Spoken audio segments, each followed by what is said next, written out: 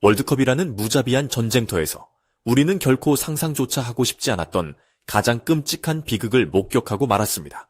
아프리카의 복병 남아프리카 공화국에게 충격적인 패배를 당하며 무너져 내린 대한민국 대표팀. 종료 휘슬이 울린 직후 그라운드 위에는 허망함에 주저앉은 선수들의 눈물만이 남았고 전 세계 축구 팬들은 믿을 수 없다는 듯 경악을 금치 못했습니다. 그런데 이 충격적인 패배 직후 프랑스의 전설적인 공격수이자 세계 최고의 축구 분석가 중 한 명인 티에리 앙리가 방송에 출연해 대한민국의 벤치를 향해 상상 초월의 맹비난을 퍼부으며 전 세계 축구계를 발칵 뒤집어 놓았습니다.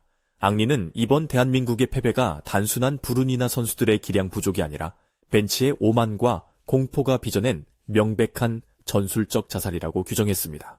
도대체 벤치에서 어떤 기괴한 지시가 내려졌길래 세계적인 레전드마저 분노를 참지 못한 것일까요? 홍명보 감독이 저지른 용서받을 수 없는 5가지 치명적 오판과 그로 인해 희생된 우리 황금세대의 뼈아픈 진실을 낱낱이 파헤쳐 보겠습니다. 경기 시작 전 선발 라인업이 공개되자 해외 중계진들은 일제히 자신의 눈을 의심했습니다. 전 세계가 두려워하는 대한민국의 절대 무기 손흥민이 벤치에 앉아 있었기 때문입니다. 그리고 이 명단을 본 티에리 앙리는 방송 중 격앙된 목소리로 이것은 축구에 대한, 아니 공간에 대한 완벽한 범죄, 크라임 어게인스트 스페이스, 다 라며 일갈했습니다. 앙리의 분노에는 정확한 전술적 근거가 있었습니다. 이날 남아공은 시작부터 수비 라인을 높게 끌어올리고 전방위적인 강한 압박, 프레싱을 시도했습니다. 축구를 조금이라도 아는 사람이라면 수비 뒷공간이 텅 비어있는 이런 형태야말로 번개 같은 스피드로 공간을 파괴하는 손흥민에게 완벽한 성지라는 것을 알 수 있습니다. 단 한 번의 침투 패스면 상대의 숨통을 끊어버릴 수 있는 최적의 환경이었습니다. 하지만 홍명보 감독의 선택은 경악스러웠습니다. 손흥민 대신 피지컬을 앞선 오형유를 선발로 내세워 낡고 진부한 롱볼 위주의 뻥축구를 시도한 것입니다. 결과는 처참했습니다. 오형유는 상대 수비에 철저히 지워지며 평점 5.8점이라는 최악의 평가를 받았고 대한민국은 가장 위협적인 무기를 스스로 칼집에 꽂아둔 채 그 귀중한 전반전 45분을 완벽하게 허비하고 말았습니다. 상대를 죽일 수 있는 완벽한 판이 깔렸는데도 스스로 칼을 버린 벤치의 결정은 앙리의 말대로 축구라는 스포츠 자체에 대한 범죄였습니다. 점유율 68% 내 대국민 사기극과 천재의 발목에 채워진 족수의 경기가 끝난 후 기록된 통계 수치는 언뜻 보기에 한국이 경기를 주도한 것처럼 보입니다. 무려 68.4%의 압도적인 점유율과 643 회의 패스. 하지만 이 화려한 숫자는 벤치의 무능을 가리기 위한 끔찍한 가면에 불과했습니다. 이 압도적인 점유율 속에서도 대한민국의 기대 득점 XG, 값은 고작 1점 연경에 그쳤고 이는 오히려 점유율이 30%대였던 남아공보다도 낮은 수치였습니다. 도대체 왜 이런 기괴한 현상이 발생한 것일까요? 그 해답은 바로 벤치가 대한민국의 창조성 그 자체인 이강인에게 채워버린 끔찍한 전술적 족쇄에 있었습니다. 홍명보 감독은 뛰어난 탈압박과 시야를 가진 이강인을 왼쪽 측면 터치라인에 완전히 못 박아두었습니다.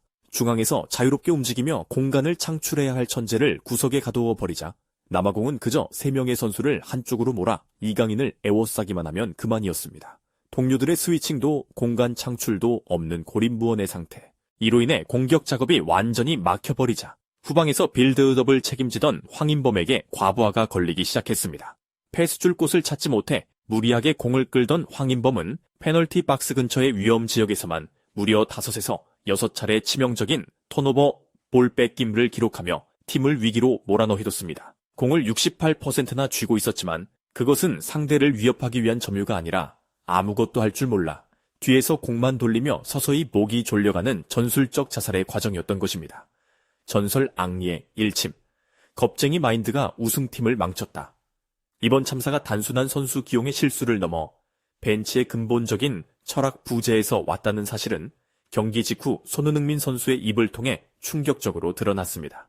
손흥민은 굳은 표정으로 코칭 스태프에서 오늘 경기 내내 수비적이고 실용적으로 내려서서 플레이하라는 지시가 있었다 라고 털어놨습니다.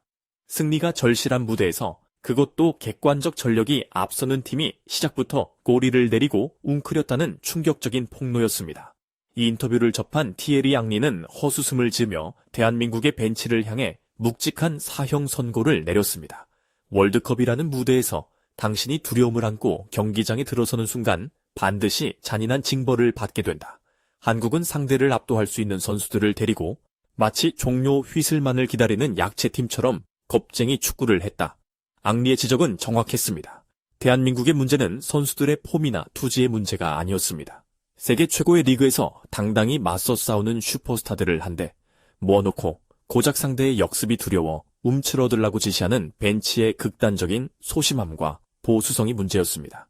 벤치의 옹졸한 철학이 사자 같은 우리 선수들을 스스로 철창에 가두어버린 한국 축구의 위상에 대한 끔찍한 모욕이었습니다.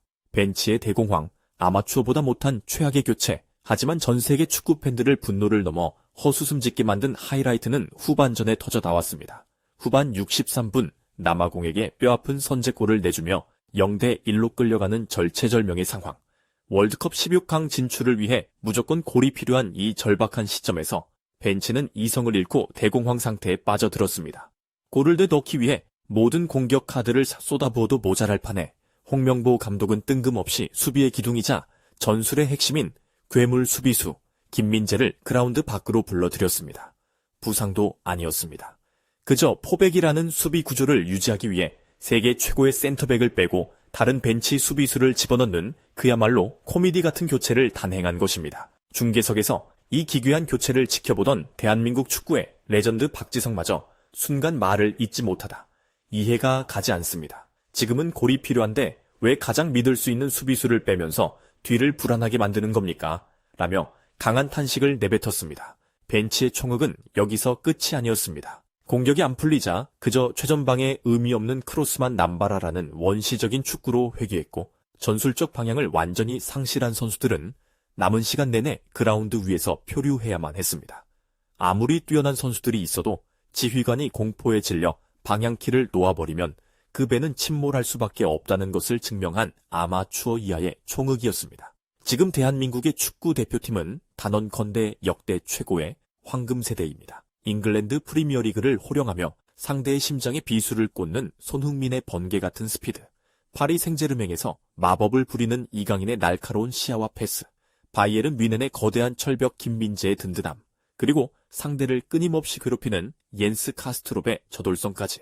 이들이 제대로 된 시스템 안에서 자유롭게 뛰어놀았다면 그 어떤 강팀과도 무자비하게 박살낼 수 있는 위대한 스쿼드였습니다. 그렇기 때문에 전 세계 축구계가 이 경기를 보며 경악하는 이유는 단 하나입니다. 한국에 재능 있는 선수가 없어서가 아닙니다. 세계에서 가장 파괴적인 무기들을 손에 쥐고도 그것을 사용할 줄 모르는 무능한 벤치가 어떻게 한 국가의 원대한 꿈을 스스로 산산조각 낼 수 있는지를 똑똑히 목격했기 때문입니다. 종료 휘슬과 함께 그라운드에 엎드려 오열하던 손흥민과 이강인, 그리고 벤치에서 허탈하게 하늘을 바라보던 김민재. 이 위대한 선수들의 눈물은 패배에 대한 슬픔이 아니라 자신들이 가진 모든 것을 쏟아부을 기회조차 박탈당한 것에 대한 지독한 분노와 억울함일 것입니다. 티에리 앙리의 일침처럼 두려움에 먹혀버린 벤치는 우리 황금세대의 가장 찬란해야 할 시간을 무참히 난도질했습니다. 이제 축구 팬들은 묻고 있습니다. 이 거대한 전술적 참사와 낭비된 재능의 시간에 대해 과연 누가 어떻게 책임질 것입니까? 최고의 선수들을 데리고 최악의 졸전을 펼친 벤치를 향한 전 세계의 조롱 섞인 비판 속에서 대한민국 축구는 가장 쓰라리고 아픈 상처를 안고 발길을 돌려야만 했습니다. 부디 이 처참한 실패가 변명으로 덮이지 않고 한국 축구를 밑바닥부터 뜯어고치는 뼈아픈 혁명의 시작이 되기를 간절히 바랍니다.